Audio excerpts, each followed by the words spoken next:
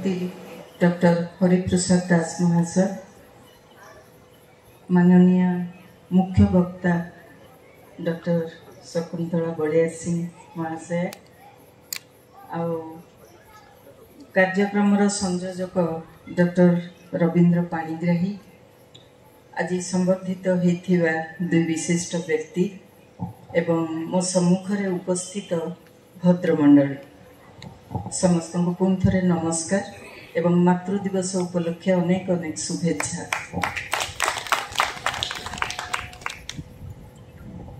मु आज गोटे मोर सौभाग्यर दिन बोली मने करुची, कारण मते ए स्मृति संसद एठारे किछि कहिबार सुजोग दैछन्ति, विशेष करके मातृ दिवस रे। तो तेणु सर्वप्रथम मु मातृ जाति को प्रणाम करुची, प्रणाम करुची एठी बसिथिबा समस्त मां को एवं आकाश रे तारा ही जाइथिबा मो निज मां को।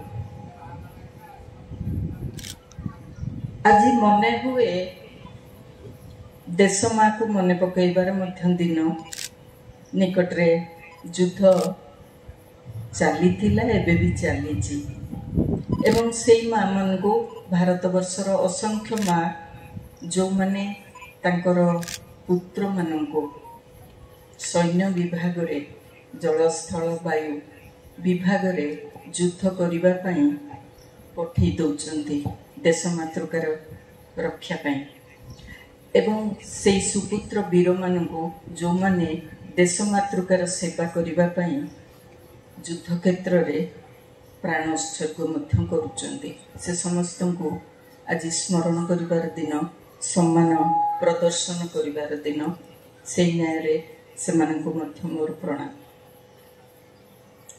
मु मोर वक्तव्य गोटे गपरू आरंभ करे। आपण माने हुए तो भी से गप देखी थिबे पढ़ी थिबे। गोटे चाकरी पाई किछि प्रार्थी आवेदन करिथिले एवं सेमानंकु गोटे कक्ष को निमंत्रण करा जायछि साक्षात्कार पाई। से रूम रे आवेदन करिथिबा प्रार्थी माने बसचंती एवं जड़े बेस गंभीर व्यक्तित्व संपन्न लोक सेठी बसिचंती एवं से पदर चाकिरीर प्रयोजन दायित्व संपर्क रे से मन को गोटे धारणा दौचंती, कहउचंती जे आपण माने ए जो पद पाई आवेदन करिथिले ए पदरे सबु बेले आपन को प्रस्तुत रहिबा को पड़िबो, सचेतन थिबे, जागतियार थिबे। जे कोनोसी मुहूर्त रे जे कोनोसी प्रकार रो दायित्व आपन को पाखरे पहुंची पारे एवं आपन ताको सेई भली निष्ठार सहित निर्वाह करिवे। द्वितीय कथा, दिनर 24 घंटा सप्ताहर 7 दिन आपन को काम करिया को पड़िबो। जने प्रार्थी कहले राति रे तो छुट्टी थिबो ना, विश्राम थिबो। तो कहले हाँ राति रे विश्राम अछि, 10-11 पर्यंत काम करिया को पड़िबो। तापरे जदी काम न थाए बा जदी राति अधरे भी किछि काम आसे ताहले आपण मान को करिबा को पड़िबो। मध्याह्न विरति अछि, आपण माने मध्याह्न भोजन करिबा पई समय अछि। होय तो निर्धारित समय रे करि परिबेनी, विलंब हेई पारे, बेले बेले एमती हेई पारे जे खाइबा सरी जाईची। ए धरणर किछि घटना घटी पारे। तेबे काम भी विभिन्न प्रकारर, अर्थात नर्सिंग, टीचिंग, सेवा करिबा, शिक्षकता करिबा, तापरे आपणकर रोसैया काम करिबा, झाड़ूदार रो काम करिबा, इमोशनल थेरापिस्ट से काम करिबा, ए भली विभिन्न क्षेत्रर काम जणे व्यक्ति करिबो। जेतेबेले जोटार प्रयोजन रही आपन को करने को पड़ो। तो जड़े प्रार्थी पचारे ताहले मासरे वर्षरे केते दिन छुट्टी ना, छुट्टी नहीं ଏବଂ ଛୁଟି ଦିନରେ ଆପଣଙ୍କୁ ବେଶୀ କାମ କରିବାକୁ ପଡ଼ିପାରେ। ଦରମା ମଧ୍ୟ ନାହିଁ। ସେଠୁ ଜଣେ ପ୍ରାର୍ଥୀ ଅବିଶ୍ୱାସନୀୟ କଣ୍ଠରେ ପଚାରିଲେ ଯେ ଏଇଟା ସମ୍ଭବ, ଏଇଟା କ'ଣ ଆଇନ ସଙ୍ଗତ? ଛୁଟି ନାହିଁ, ଦରମା ନାହିଁ, ଯେତେବେଳେ ସେତେବେଳେ କାମ, ଯେତେ ରକମର କାମ, ଏଇଟା କ'ଣ ଠିକ୍ ଲାଗୁଛି? ଆଉ ଜଣେ ପ୍ରାର୍ଥୀ କହିଲେ ଏଇଟା ତ ସମ୍ଭବ ନୁହଁ, କିଏ ବା ଏମିତିକା କାମ କାହିଁକି କରିବାକୁ ଯିବ? ସେତେବେଳେ ସେ ବ୍ୟକ୍ତି ଜଣକ କହିଲେ millions are already doing this job. ଲକ୍ଷ ଲକ୍ଷ ନୁହଁ, କୋଟି କୋଟି ସଂଖ୍ୟାରେ ଲୋକ ଏ କାମ କରୁଛନ୍ତି। ଦେ ଆର୍ କଲ୍ଡ ମଦର।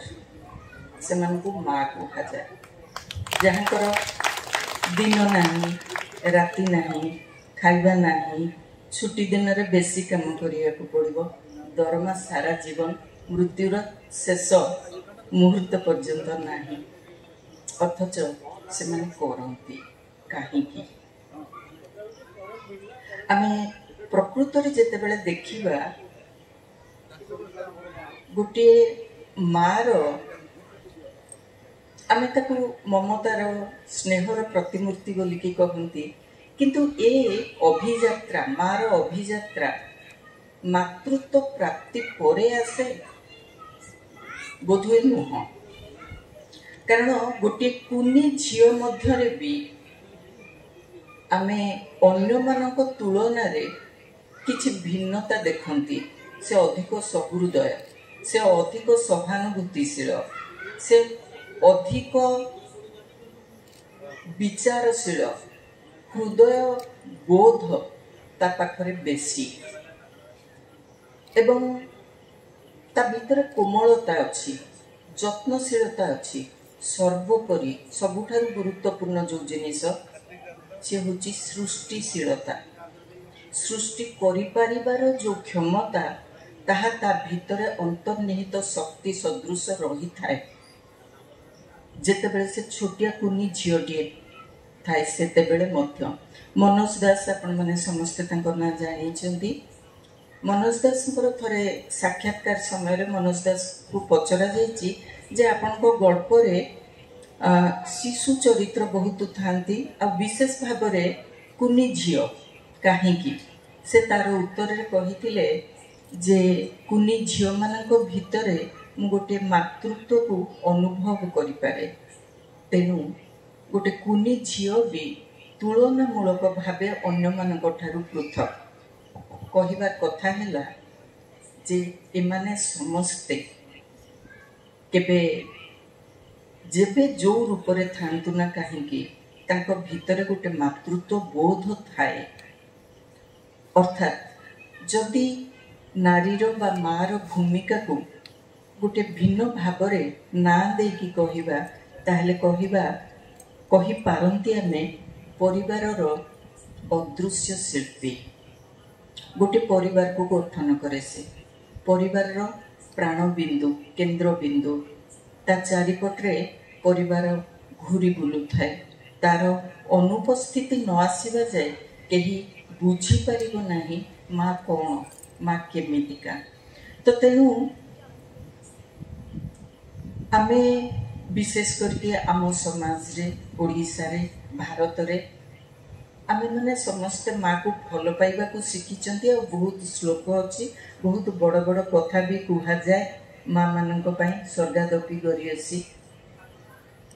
ଏବଂ ସମାଜରେ ଯେତେବେଳେ କୌଣସି ପୁଅ ହଉ କି ଝିଅ ହଉ, ଯେତେବେଳେ ସେମାନେ କୌଣସି ଜାଗାରେ କୌଣସି ଅଶୋଭନୀୟ ଆଚରଣ କରନ୍ତି, ଯେତେବେଳେ କୌଣସି ଅସାମାଜିକ ଅଶାଳୀନ ଆଚରଣ କରନ୍ତି, ସେତେବେଳେ ପ୍ରଥମେ କୁହାଯାଏ ବାପା ମା ଶିଖେଇ ନାହାନ୍ତି, ପରିବାରର ସଂସ୍କାର ନାହିଁ।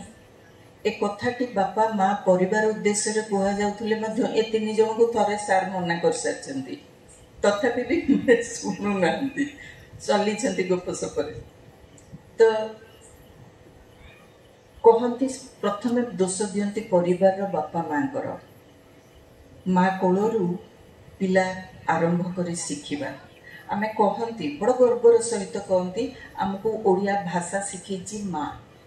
ना माँ नथिबा पिला भी ओडिया भाषा शिखुची सतरे शिखुनी शिखुची तेणु किए शिखौची माँ शिखई पारे परिवार शिखई पारे आत्मा स्वजन शिखई पारती शिखई पारे समाज ओडिया समाज समस्ते ओडिया भाषा शिखेबे शिखेबार दक्षता अच्छी माँ कौन शिखाए से ओडिया भाषा शिखाए ना ता सहित से आउ गोटे जिनिस शिखाए कौठी केतिकी केमिति भाषा प्रयोग करिवो टिके हुड़िला माने एमती कौन कहलु एते जोर रे कहीं कहलु बड़ को एमती कहंतिनी तेणु आमे शिखंतिनी केवल ओडिया भाषा आमे शिखंती ओडिया भाषा को कौ जगार किपरि भाबरे गुरुजन मान आगे बापा मान आगे समाज रे कौटी किपरि भाबरे आमे कथा कहिबा से शिक्षा हमको माँ दिए एवं से शिक्षा हमको मध्य परिवार दिए ठीक से भली भाबरे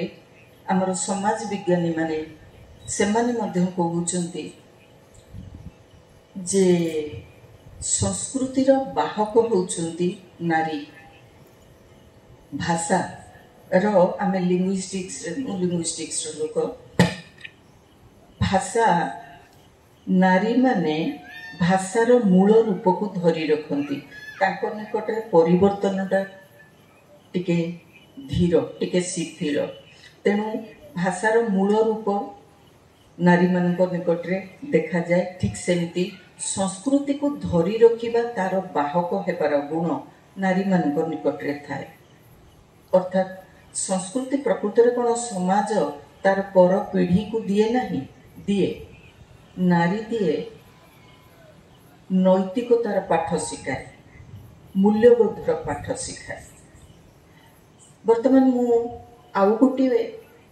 बिंदु आउ गोटे विषय उपरकू जीवाकू चाहूँगी जे सामाजिक परिवर्तन पृष्ठपटरे नारी बा मार भूमिका मुझे नारी कहूँ जे जी आज छोट अच्छी से काली माँ होची तेणु मार भूमिका महा महा मनीषी सबू नारी अच्छी जो माने समाजर विभिन्न क्षेत्र रे काम करचंती एवं आमे वर्तमान समय जदि कहती ताहेले मुथुलक्ष्मी रेड्डी सुधा मूर्ति एला भट्ट कल्पना चावला वर्तमान भूमिका सिंह सोफिया कुरेशी एमन समस्तकर ना आमे स्मरण करिपारंती समाजर विभिन्न क्षेत्र रे काम करचंती एवं आमे समस्ते जानचंती आजिकली प्रत्येक परिवार झियो नहेले बहु चाकरी करुचंती से शिक्षकता हो पुलिस रे हो सिविल सर्विस रे हो डाक्टर हो वकील हो सॉफ्टवेयर हो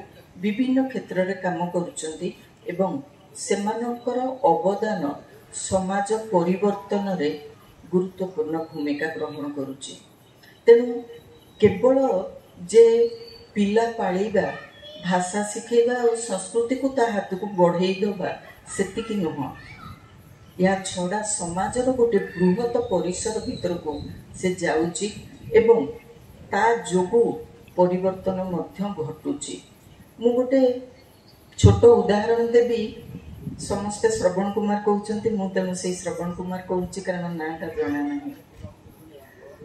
मु राउरकेलार सुमेश मु राउरकेलार तो राउरकेला पढ़ुली ग्रेजुएशन मु एमफिल करची संबलपुर रे मु एमफिल कला बेलू गोटे चिरंतन समस्या से अंचलर बुर्लार जो माने वयस्क व्यक्ति से सब जानी थे जे बुर्ला इंजीनियरिंग कॉलेज और मेडिकल कॉलेज भितर साधारणतः मासकू थरे नहेले दिथर गंडगोल हुए माड़गोल हुए बहुत पिला मरीचंती निजको बंचेगा जाकि अन्य मानक द्वारा न समान जिनस राउरकेला एबे एनआईटी कहते आगुरी आरईसी आम कहूलु मु निजे पढ़ला बेले डीएवी राउरकेला डीएवी वुमेन्स रे पढ़ुली आम मोटामोटी 2टा ରୁ 3टा भितर आमर क्लास सरी जाए आम बस धरिकी घर को फेरबू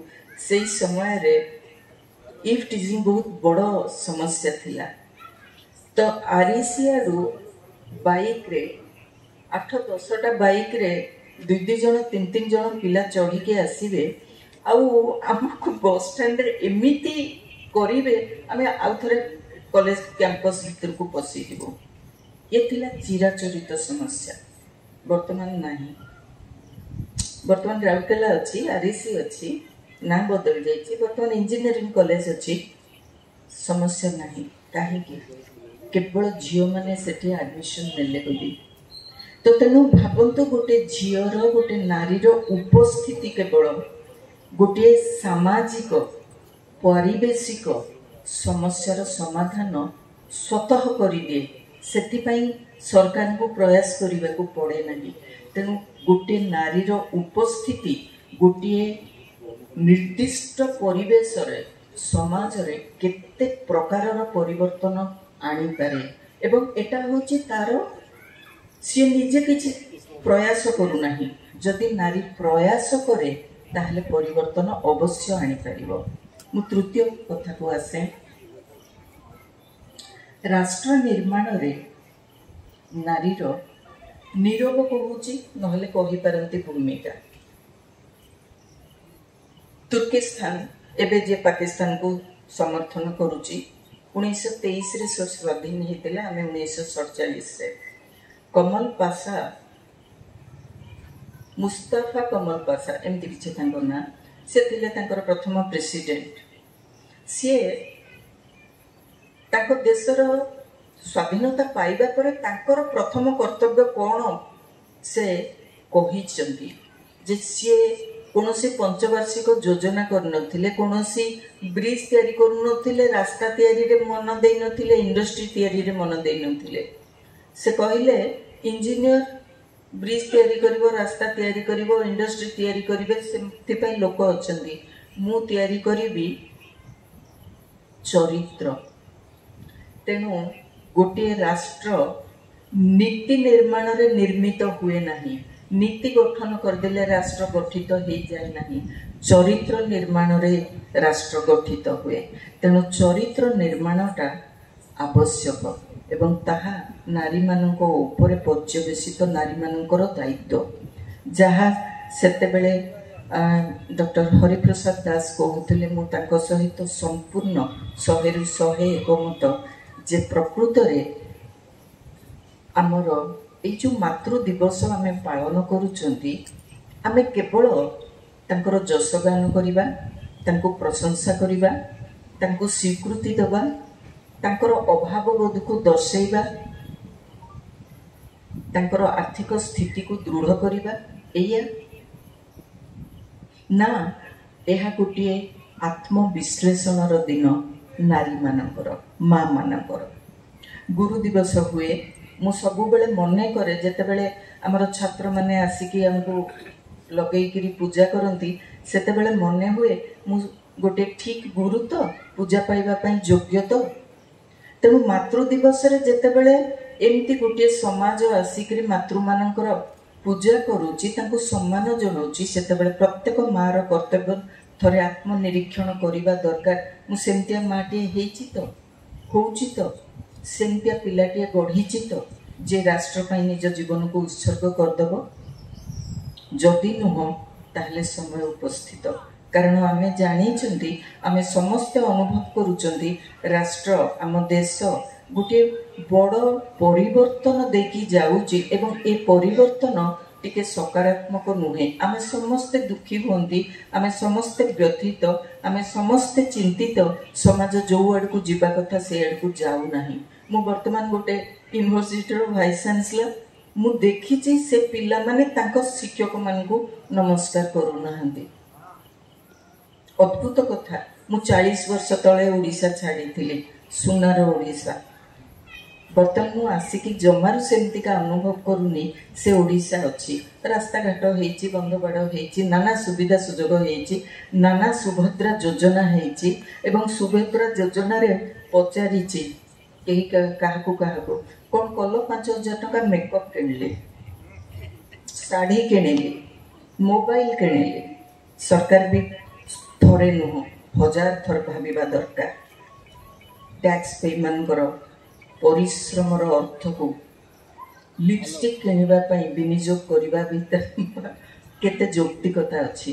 ଅଛନ୍ତି ଆପଣ ଯେଉଁମାନେ ବର୍ତ୍ତମାନ ଆମେ ଏଇଠି ବି ଦେଖିପାରିବା କେହି ତରୁଣ ବୟସର ଯୁବକ କେହି ନାହାନ୍ତି, କାରଣ ତାଙ୍କର ମାତୃପୂଜାର ଆବଶ୍ୟକତା ନାହିଁ। ବୁଝିପାରୁଛନ୍ତି, ଆମମାନଙ୍କର ମା ଗତ ହେଇଗଲେଣି, ତେଣୁ ଆମେ ଜାଣୁଛନ୍ତି ମାତୃପୂଜାର ଆବଶ୍ୟକତା, ମାର ଅଭାବ, ମା କ'ଣ ଆମେ ଅନୁଭବ କରୁଛନ୍ତି।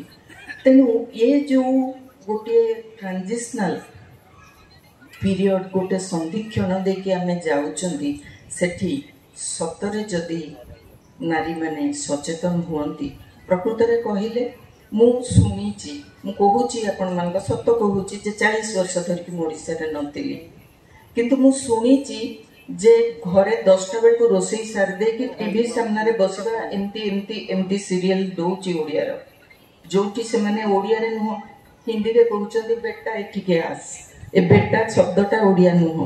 ତେଣୁ ଗୋଟେ ଆମକୁ ଅଲଗା ସଂସ୍କୃତି ଆମ ଉପରେ ଥୋପି ଦିଆଯାଉଛି, ଆମେ ସଚେତନ ନୁହନ୍ତି। ତ ଆମେ ଟିଭି ସିରିଏଲ ଦେଖିକିରି ନିଜର ସମୟ ଏବଂ ସଂସ୍କୃତିକୁ ନଷ୍ଟ କରିବା ନା।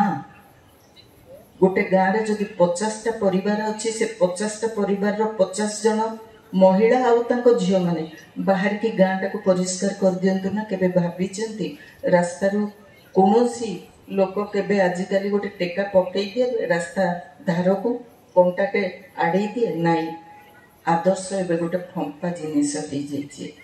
ତେଣୁ ମୋର ମନେ ହୁଏ ମାତୃ ଦିବସ ଦିନରେ ଆମେ ଆଉ ଥରେ ଆମର ମା ମାନଙ୍କୁ ସ୍ମରଣ କରେଇଦେବା ଯେ ତମମାନଙ୍କ ପାଖରେ ଏଇଭଳି ଗୋଟିଏ ଅମାପ ଅନ୍ତର୍ନିହିତ ଶକ୍ତି ଅଛି। ଯେତେବେଳେ ଏଇଟା ଘର ଅଗଣାର ଚୌହଦି ଡେଇଁଯିବ, ଯେତେବେଳେ ସେତେବେଳେ ସେ ସମାଜ ଆଉ ବିଶ୍ୱର ରୂପକାର ପାଲଟିଯିବ। ସେ କ୍ଷମତା ନାରୀ ପାଖରେ ଅଛି। ପ୍ରଣାମ।